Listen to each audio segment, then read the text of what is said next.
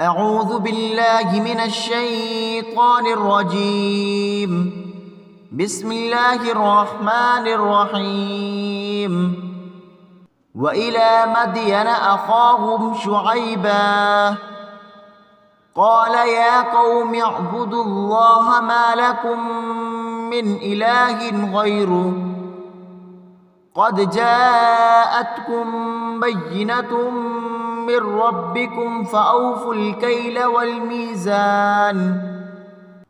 والميزان ولا تبخسوا الناس أشياءهم ولا تفسدوا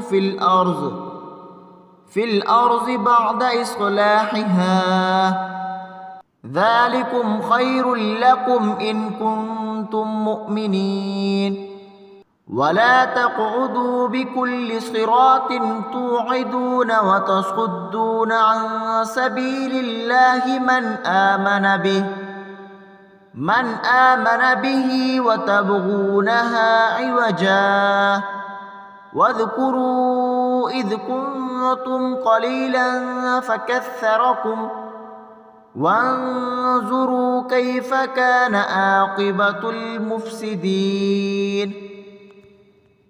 وإن كان طائفة منكم آمنوا بالذي أرسلت به وطائفة لم يؤمنوا فاصبروا حتى يحكم الله بيننا وهو خير الحاكمين. صدق الله العظيم.